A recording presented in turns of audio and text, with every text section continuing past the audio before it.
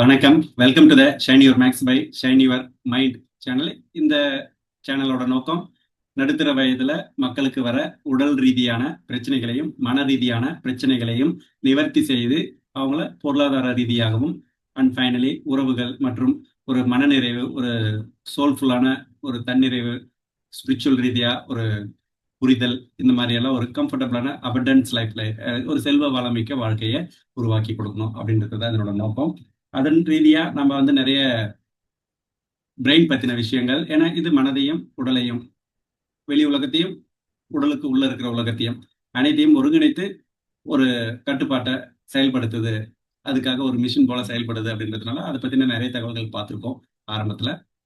அதன் பிறகு hormonal functions பார்த்துக்கிட்டு இருக்கோம். அது உடல் ரீதியாகவும் உணர்வுகள் ரீதியாகவும் மிகப்பெரிய தாக்கங்களை ஏற்படுத்துகிற ஒரு கெமிக்கல் வேதிப்பொருட்களாக செயல்படுது உடல்ல. அதனால அதை பத்தி பார்த்துக்கிட்டு இருக்கோம். நம்ம இதுக்கு முன்னாடி பார்த்திருந்த ஹார்மோன் என்னன்னா சொமட்டோஸ்டட்டின் பத்தி பார்த்திருந்தோம். அது டைஜஸ்டிவ் விஷயத்துல செரிமான உறுப்புகள்ல வந்து சுரந்து உங்களுடைய நீங்க சாப்பிட்ற விஷயத்துல இருந்து இருக்கிற சத்துக்களை உறிஞ்சுவதற்கு மிக சிறந்த பங்களிப்பை கொடுத்துக்கிட்டு இருக்கு. அது குறைவாகும் பொழுது உறிஞ்சப்படாம உணவுகள் வந்து வேகமா வந்து நம்ம உடலை விட்டு கழிவா வெளியே போயிடுது. அதே சமயத்துல ரொம்ப அதிகமாக ஆகும்போது சொமட்டோஸ்டட்டின் ரொம்ப அதிகமாகும்போது செரிமானம் வந்து கொஞ்சம் நிறுத்தப்பட்டு வயிறு உபசமாலாம் ஆகுது அப்படின்றதெல்லாம் பார்த்தோம். அதனால அதை சமநிலையில வச்சுக்கிறதுக்கான என்னென்ன விஷயங்கள் எடுத்து பார்த்தோம். இப்ப அதே மாதிரி ரொம்ப முக்கியமான இன்னொரு ஹார்மோன் பத்தி பார்க்கலாம்னு இருக்கும். அது என்னன்னா கேஸ்ட்ரின் ஹார்மோன். வாங்க அதை பத்தி பார்க்கலாம். எஸ், கேஸ்ட்ரின் ஹார்மோன் ஒரு செரிமானத்தின் விஞ்ஞானியா செயல்படுது. இவர் தான் வந்து மெயின் ஹீரோ, வயிற்றோட மெயின் ஹீரோ. என்ன எல்லாத்துக்குமே மெயின் ஹீரோ, கதாநாயகன் அந்த மாதிரி சொல்லிட்டு இருக்கீங்கன்னு நினைக்கிறீங்க. முன்னாடி சொமட்டோஸ்டட்டின் வந்து ஒரு டிராஃபிக் போலீஸ்ன்னு சொல்லியிருந்தோம். ஒரு கற்பனையில வந்து ஒரு கவித்துவமா அந்த மாதிரி சொல்லியிருந்தோம். இது வந்து மெயின் ஹீரோவே இதுதான் அப்படின்னு சொல்லியிருக்கோம். ஸோ எப்படி, ஏன் அப்படின்னா இவர் என்ன பண்றாரு அப்படின்னா வயிற்றுல அமில உற்பத்தியை தூண்டுறாரு. இப்ப நம்ம சாப்பிட்ற உணவெல்லாம் வந்து ஆசிட்ல போயிட்டு மிக்ஸ் ஆகி அதை நம்ம ஒழுங்கா மென்னு, ஏற்கனவே லாஸ்ட் வீடியோல சொன்ன மாதிரி நல்லா மென்னு திட உணவுகளை விழுங்கவும், திரவ உணவுகளை மென்று சலைவாவோட அல்கலின் பேஸ்க்கு ஆகி இது பண்ணும்போது உடலுக்கு வந்து கொஞ்சம் இன்னும் ஹெல்ப்ஃபுல்லா இருக்கு அப்படின்றத பத்தி பார்த்தோம். ஏன் அப்படின்னா வயிற்றுல போயிட்டு அமிலங்கள் நம்ம சாப்பிட்ற ஒரு ஃபார் எக்ஸாம்பிள் ஹை ப்ரோட்டீன், நம்ம வந்து ஒரு நான்வெஜ் எடுத்துக்கிறோம், சிக்கன் மட்டன் அந்த மாதிரி எடுத்துக்கிறோம், இல்லை எனி கைண்ட் ஆஃப் தானிய வகைகள் எதுவாக இருந்தாலும் எடுத்துக்கிட்டோம்னா நம்ம அரைக்குறையா வேகமா நம்ம மென்று அப்படியே சாப்பிடும்போது நார்மலா சுரக்க வேண்டிய அமிலம் போத மாட்டேங்குது, இன்னும் எக்ஸ்ட்ரா ஆட் பண்ண வேண்டியதா இருக்குது உடலால. அந்த மாதிரி அதிகமா சுரக்கிறதுனால வர பிரச்சனைகளை அதை அப்புறம் பார்ப்போம். பட் அமிலம் எதுக்கு தேவைப்படுது அப்படின்னா நம்ம சாப்பிட்ற உணவை நல்லா மிக்ஸ் பண்ணி கூழ்மமா மாத்துறதுக்கு. எங்க 32 பல்லு கொடுத்து அதை கூழ்மமாக்கி உள்ள போடுங்க ஐயா அப்படின்னு கடவுள் படைச்ச விஷயத்த லபக்குன்னு நம்ம அவசரத்துக்கு சாப்பிட்டு, நானும் தான் எல்லாரும் தான் அந்த மாதிரி நம்ம வேலை வேகமா போகணும்னு நம்ம சாப்பிட்டு அதுல மேல இருக்கிற சலைவாலாம் மிக்ஸ் பண்ணி மேலேயே தேவையான அளவு கூழ்மமா அனுப்பிச்சிட்டா அது உள்ள போயிட்டு கேஸ்ட்ரின் ஹார்மோன் வந்து ஆசிடை சுரக்கிறது, தேவையான அளவுக்கு மட்டும் உடலுக்கு என்ன தேவையோ அதை மட்டும் சுரந்து கம்ஃபர்டபுளா வாழும். ஆனா கண்ணா முன்னா நம்ம அவசரமா சாப்பிட்றதுனால டபுள் மடங்கு ட்ரிபிள் மடங்குலாம் நம்ம வந்து அசிடிட்டி சுரக்கிறதுக்கு வாய்ப்பை ஏற்படுத்தி கொடுத்துறோம். ஸோ முதல்ல கேஸ்ட்ரின் என்ன வேலை பண்ணுது அப்படின்னா HCl சுரக்க வைக்குது. பெரட்டில் செல் மூலமா HCl சுரக்க வைக்குது. அந்த HCl எதுக்கு உதவுது, அந்த அமிலம் எதுக்கு உதவுதுன்னா சாப்பாட்டை கூழ்மமாக்கி கொடுக்கறதுக்கு உதவுது. ஸோ இந்த ஹைட்ரோகுளோரிக் அமிலம் வெறும் கூழ்மமாகிறது மட்டும் இல்ல, நம்ம பொதுவாகவே நம்ம உடல்ல முக்கால்வாசி பாக்டீரியா நிறையவே இருக்கு. அது குடல்ல அதிகபட்ச பாக்டீரியா குடல்ல தான் இருக்கு.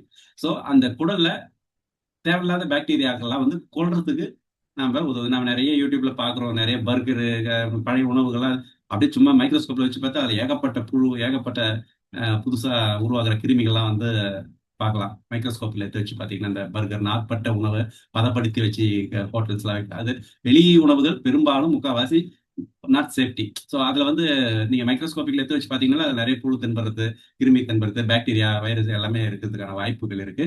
ஸோ நார்மலா இது எல்லா உணவுகளுமே சாதாரணமா, மிக சாதாரணமா இருக்கு. ஸோ அதை நம்ம உண்ணும் போது அது அப்படியே போனா உடல் வந்து டோட்டலா இன்ஃபெக்ஷன் ஆயிடும். ஸோ அதை கொன்னு காலி பண்ணி ஒரு ஆசிட் ஊத்துனா என்ன, அந்த ஆசிடோட பவர் எப்படி இருக்கு தெரியுங்களா? ஆக்சுவலி ஒரு நம்ம ஒரு நெருப்பு பட்டா எப்படி இருக்கும், உள்ளங்கையில எடுத்துட்டு நம்ம ஒரு சொட்டு அந்த நம்ம வயிற்றுல இருக்கிற ஆசிட ஒரு சொட்டு உள்ளங்கையில பட்டா அப்படியே தீஞ்சு போயிடும். ஆல்மோஸ்ட் ஓட்டையே போட்டுக்கிற அளவுக்கு நம்ம வந்து அந்த அளவுக்கு ரொம்ப மோஸ்ட் பவர்ஃபுல்லா இருக்கும். பிளேடு ஒரு சாஃப்டான ஒரு மெலிதான இரும்பெல்லாம் வந்து கரைச்சி எடுத்துரும். அந்த அளவுக்கு வந்து ஹெவியான பயங்கரமான டேஞ்சரஸான ஒரு ஆசிட் தான் நம்ம வயித்துக்குள்ள ஒவ்வொருத்தரும் கேஸ்ட்ரின் மூலமா சுரத்து வச்சுக்கிட்டு இருக்கோம். எதுக்குன்னா நாம அதை விட ஹெவியா மோஸ்ட் டேஞ்சரஸ் உணவுலாம் சாப்பிடுறோம் இல்லையா? அதெல்லாம் வந்து அது இருக்கிற கிருமி, பூச்சி, பாக்டீரியாஸ் எல்லாம் வந்து அழிச்சு கொல்றதுக்காக. அட் த சேம் டைம் புரோட்டீன்ஸ்லாம் வந்து நல்லா செதைச்சு அதை வந்து அமினோ ஆசிட்ஸா மாத்தி உடலுக்கு தேவையான இடத்துக்குலாம் அனுப்பணும் இல்லைங்களா? அதுக்காக அந்த வேலையை ஆசிட் செய்யுது. ஸோ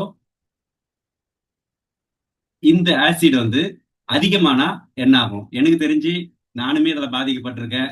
இன்னைக்கு இருக்கிற நவீன உலகத்துல முக்காவாசி பேர் இந்த பிரச்சனை இல்லாம இருக்கிறதுக்கு வாய்ப்பு கிடையாது. ஏன்னா இன்னைக்கு ஏறுற விலைவாசி ஆகட்டும், இன்னைக்கு ஆரோக்கியம் என்ன சொல்றது, ஒரு போட்டி நிறைந்த உலகம், வேகமா வளர்ந்தாகணும். நான் காலையில நகை விலை ஒண்ணு விக்குது, ஈவினிங்ல ஒண்ணு விக்குது, மாறி மாறி விக்குது. ஒரு ரியல் எஸ்டேட் ஒரு இடம் வாங்கணும், ஒரு ஒரு சொந்தமா வீடு வாங்கணும் அப்படின்னா இஎம்ஐ, அதுவும் பர்டிகுலர்லி நான் எடுக்கிற சப்ஜெக்ட் நடுத்தர வயசுல ஒரு ஸ்கூல் ஃபீஸ் ஆகட்டும், ஃபியூச்சர்ல வந்து நம்ம ஒரு சேமிப்பாகட்டும், ஸோ உடல் ரீதியான பிரச்சனைகள் இதெல்லாம் வந்து நம்ம போதாத சம்பளம் அந்த மாதிரி நிறைய ஃபேக்டர்ஸ் ஆட் ஆகி ஒரு நாட்பட்ட மன அழுத்தம், கார்டிசோல்லாம் வந்து அட்ரினலினோட மெயின் ஃபேக்டே வந்து அசிடிட்டி அதிகப்படுத்தி கொடுத்துரும். அது கேஸ்ட்ரிக் ஹார்மோனெல்லாம் வந்து ஒரு ஹார்மோன் வந்து மற்ற ஹார்மோன்ல வந்து நிறைய தாக்கத்தை ஏற்படுத்தும். ஸோ அந்த மாதிரி வரும்போது நெஞ்செரிச்சல், அல்சர்லாம் ஏற்படும். குறைவா இருக்கும்போது எந்த ஒரு டென்ஷனுமே இல்லாம அப்படியே சும்மா அப்படியே கடந்தோம்னா செரிமான பிரச்சனைகள் ஏற்படும். ஸோ குறைவாகவும் இருக்கக்கூடாது, அதிகமாகவும் இருக்கக்கூடாது. அதுக்கு பேலன்ஸ் பண்றதுக்கு தான் எப்படி நீங்க ஒர்க்கையும் பார்க்கணும், ஹோமையும் பார்க்கணும், மைண்டையும் பார்க்கணும், உடலையும் பார்க்கணும். ஸோ அந்த மாதிரி தான் ஹார்மோன் வந்து அதிகமாகவும் இருக்கக்கூடாது, ரொம்ப கம்மியாகவும் இருக்கக்கூடாது, சமநிலையில வச்சுக்கணும். அதை வச்சுக்கிட்டாலே உங்க லைஃப் வந்து ஆட்டோமேட்டிக்கா ஷைன் ஆயிடும். அது நீங்க விருப்பப்படலைன்னா கூட. ஸோ உங்களை அறியாமையே ஒரு பென்ஸ் கார்ல போற மாதிரி ஒரு ஃபீல் வந்து உங்க லைஃப் வந்து ஆட்டோமேட்டிக்கா டிராவல் ஆக ஆரம்பிச்சிடும். But need to follow this kind of discipline life style habits. So இந்த ஹார்மோனு வர்றதுக்கான காரணங்கள் என்னென்ன அப்படின்னா, நம்ம ஏற்கனவே சொன்ன மாதிரி அவசர அவசரமா சாப்பிட்றது வந்து கேஸ்ட்ரின் சுரக்கிறத வந்து பாதிக்கப்படும். பதப்படுத்திய உணவு செரிமானத்தை கெடுக்கிறதுக்கான வாய்ப்பு ரொம்ப ஜாஸ்தி. நாட்பட்ட மன அழுத்தம், ஏற்கனவே சொன்ன மாதிரி கார்டிசோல் அப்படின்னு எல்லாம் வந்து தொடர்ந்து அவன் போயிட்டான், இவன் போயிட்டான், அந்த சொந்தக்காரன் வாங்கி பெரிய ஆயிட்ட, சொந்த வீடு வாங்கிட்டான், அது இஎம்ஐ கட்ட முடியல அப்படின்னு. இது தவிர்க்க முடியாது actually. But try to handle. மன அழுத்தத்தை தவிர்க்க முடியாது. பட் ஸ்ட்ரெஸ் மேனேஜ்மெண்ட்னு ஒன்று நிர்வகிக்கும் போது அதை நல்ல விதமாக, ஸ்ட்ரெஸ்ன்றது வந்து கார்டிசோல் மாதிரி தான், அட்ரினல் மாதிரி தான், ஒரு ப்ரொடக்டிவ் ஃபேக்டர். அதெல்லாம் வந்து பாதுகாக்கக்கூடிய ஒரு ஆயுதங்கள். அதெல்லாம் எந்த அளவுக்கு கரெக்டாக யூஸ் பண்ணணுமோ அந்த அளவுக்கு யூஸ் பண்ணும்போது அதுதான் நமக்கு உயிர் பாதுகாப்பு. அதே சமயத்தில் அதை ஹேண்டில் பண்ண தெரியலனாக்கா இந்த மாதிரியான பிரச்சனைகள்லாம் வந்து நம்ம சிக்கிக்கிறோம். ஸோ நம்மளோட மெயின் இன்டென்ஷன் என்னன்னா stress management, mind management, life management, இதெல்லாம் கரெக்டாக நம்ம மேனேஜ் பண்ணும்போது யார் தடுக்க முடியும் நம்ம வளர்ச்சியை? நீங்க கரெக்டா வேலைக்கு சாப்பிட்றீங்க, கரெக்டா மென்னு சாப்பிட்றீங்க, ஒரு உதாரணத்துக்கு சொல்றேன்.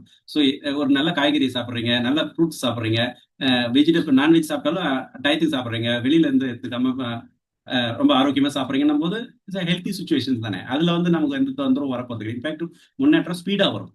ஸோ அது மாதிரி தான் நம்ம மனதளவிலையும் எப்படி வச்சுக்கணும் அப்படின்றத தான் நம்ம இந்த சேனல் மூலமா இந்த கான்செப்ட்ல பேசுறோம். ஸோ மன அழுத்தம், ஹார்மோன் செயல்பாட்டை குறைக்கணும். அதுக்கான விஷயங்கள் நிறைய வாடி சொல்லியாச்சு. என்னென்ன பண்ணணும், ப்ரீத்திங் எக்ஸசைஸ் பண்ணணும், மைண்ட்ஃபுல்னஸ் டெக்னிக் பண்ணணும், எமோஷனல் ஃப்ரீடம் டெக்னிக் பண்ணணும். அதை தாண்டி நீங்க 1-to-1 என் கூட லைவா வரும்போது cognitive behavioural therapy, NLP, hypnotherapy, நிறைய விதமான டெக்னிக்லாம் இருக்குது. அதை யூஸ் பண்ணி உங்களுக்கு ஹெல்ப் பண்ண முடியும்.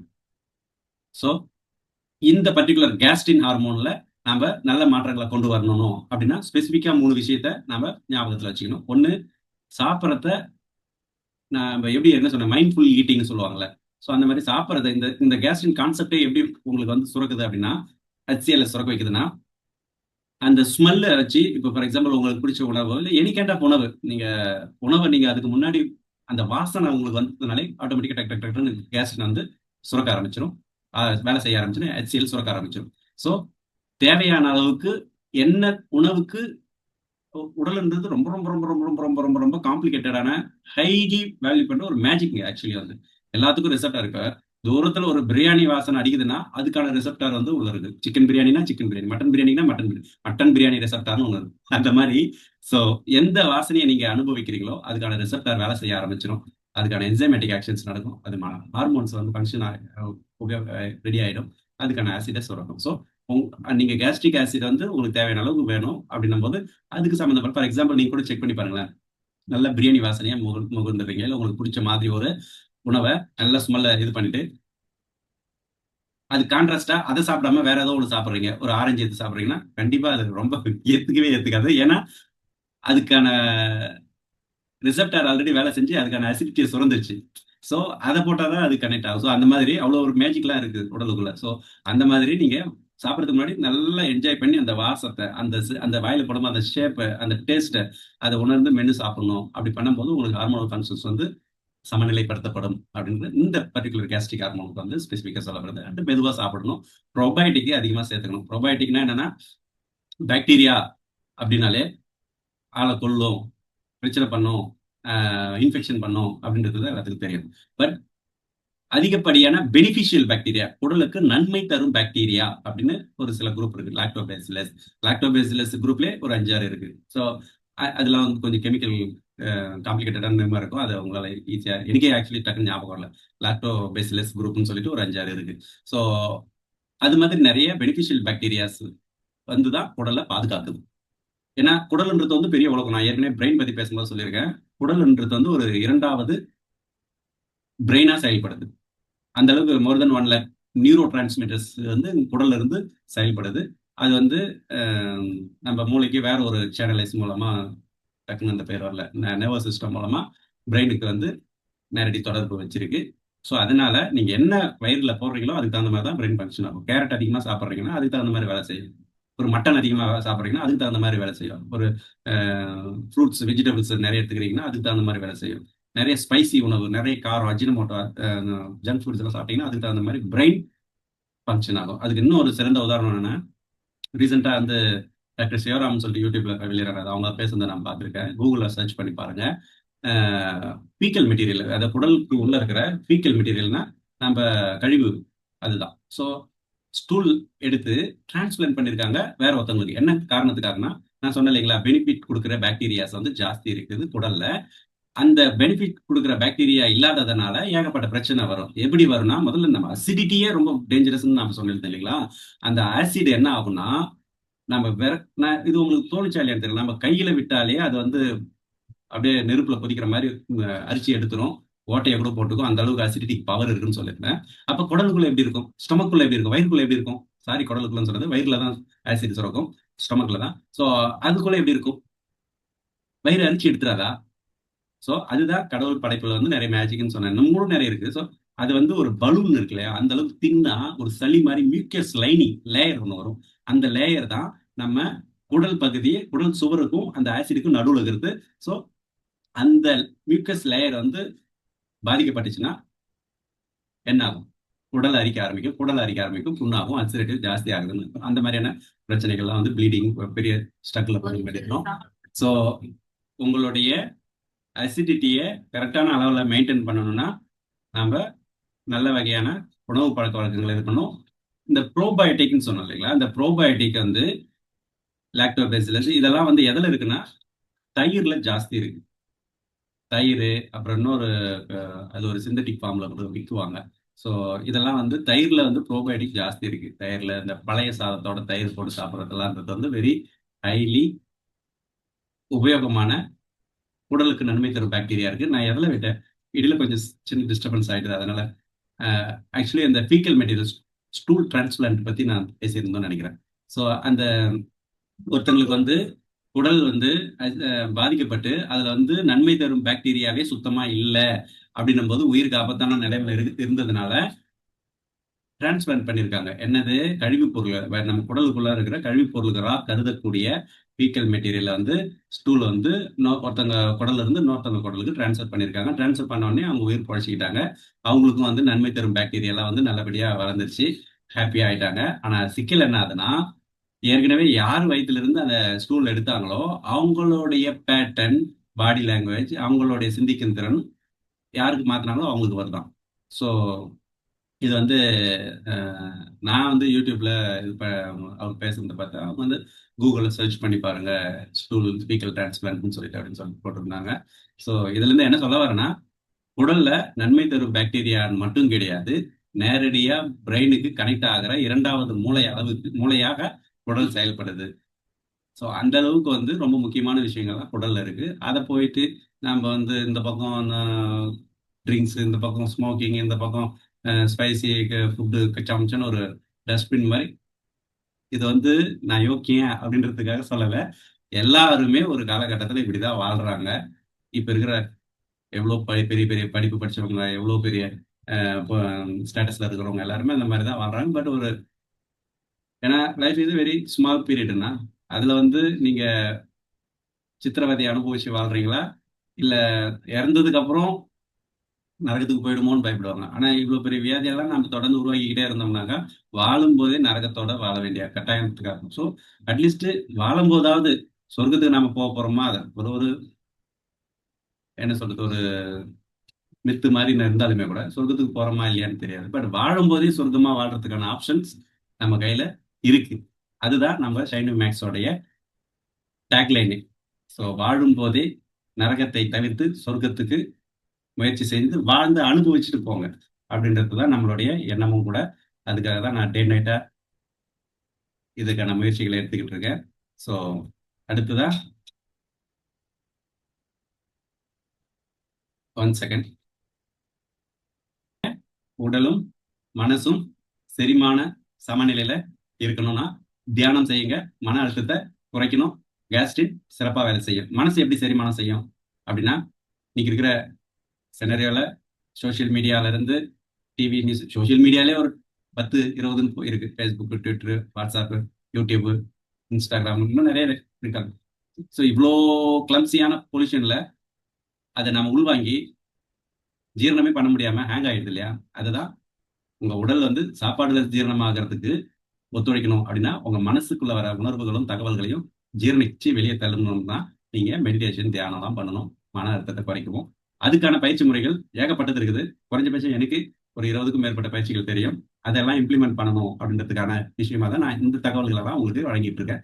ஏன்னா சும்மா தியானம் பண்ணுங்க அப்படின்னு சொல்லிட்டோம்னா அது என்ன பண்றது, அது என்ன பண்ணும், அது என்னோட பெனிஃபிட், அதனோட சயின்டிபிக் பேக்ரவுண்ட் என்ன, எதுவுமே உங்களுக்கு தெரியலன்னும் போது அது ஒரு ஏதோ பண்றாங்க அப்படின்னு ஃபீல் ஆகும். ஸோ இதுக்கு தான் இதை தான் பண்றோம்னு உங்களுக்கு ஒரு கிளாரிட்டி சயின்டிபிக் எவிடன்ஸோட வேணுன்றதுக்காக தான் இந்த ஹார்மோனல் ஃபங்க்ஷன்ஸ், பிரெயின் ஃபங்க்ஷன்ஸ் எல்லாம் பார்த்துட்டு வந்துட்டு இருக்கோம். ஸோ உங்களுடைய கேஸ்ட்ரின் முக்கியமா செரிமானம் பண்ணணும். ஆரோக்கியத்துக்கு அடிப்படையான பழக்கங்களை நீங்க மாத்திக்கணும். உங்க உணவு முறையை கவனிக்கணும். மன அழுத்தத்தை குறைக்கணும்.